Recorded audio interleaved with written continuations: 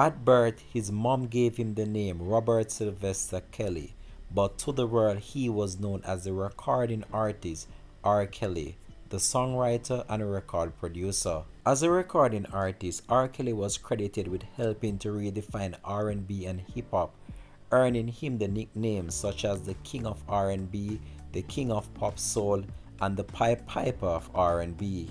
He was born on January 8, 1967, and he's aged 55 years old. Now at age 55 years old, the recording artist's musical career has come to an end after he was just sentenced to 30 years behind bars. Hi again and welcome. This is Links007 TV. Let's talk, and we'll have a comprehensive report to come on this right after this break.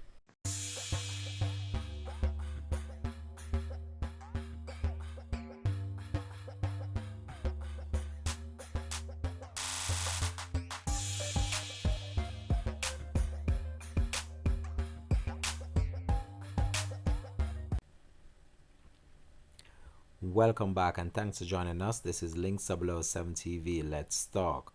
So, big story coming outside of the United States today, and is that the big pop star himself, R. Kelly, the R&B superstar, not of this era but in the past, one of those synonymous names within our music space, Robert Sylvester Kelly, a musical pioneer of the genre of R&B, sentenced to 30 years behind bars for using his superstardom to subject fans to some real serious violations.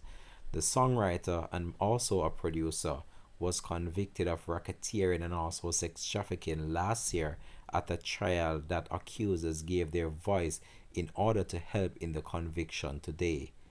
All I can say is that what happened to R. Kelly is a very sad and unfortunate situation. But this just goes to show you that some of your own personal actions at the time can come back to haunt you, even though they have happened in the past.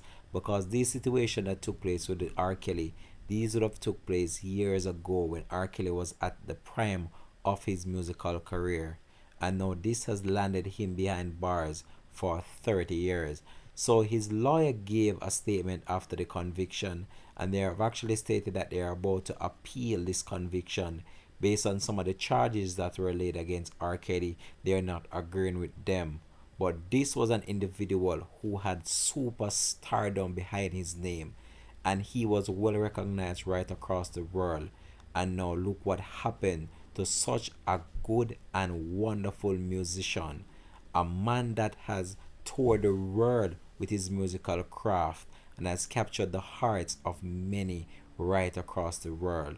Now, this is a very sad situation, and it's an eye opener out there for many more musicians who are engaging in certain acts and are basically manipulating people based on the stardom that they have. We have seen what happened with the legendary Bill Cosby just a few months ago, where Bill Cosby was convicted and a whole lot of charges similar to what happened to R. Kelly in this current situation. So right now, fans across the world, they are very sad based on this, but R. Kelly basically called on this on himself. This was something that has been in the pipeline for some time now, and there have been numerous accusations against R. Kelly, and still he did not really try to paint a good picture of what was being portrayed of him out there in the media. And based on speculation, these were what actually triggered an intensive investigation into these allegations that were being made against the pop and R&B singer.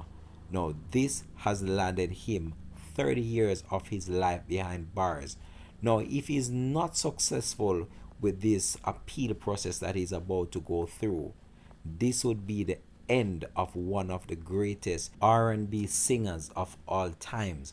Remember, R. Kelly had synonymous hits under his belt, from Ignition to I Believe I Could Fly to so many other tracks that have cemented his name as a household name, not only locally but on a global music space. So we're going to provide you with the latest we have in relation to this case right now, and also just to get a word in from what his lawyer had to say after he was given that lengthy sentence by the judge today. Mr. Kelly is fine. We are excited for this appeal that we are bringing. Obviously, it was a hard day. He's been sentenced to a serious sentence, but we are confident in our arguments that we raised in our post-trial motions, that although they didn't persuade the district court judge, that they will persuade the Court of Appeals. We've always believed in those arguments, and we believe that this enterprise was overcharged, and that the Second Circuit Court of Appeals will see it that way. Can you share what he said to you after the sentence was read? He was just asking for some clarifications about some of the terms that were read to him. As you all know, Mr. Kelly has some literacy issues, so it's really important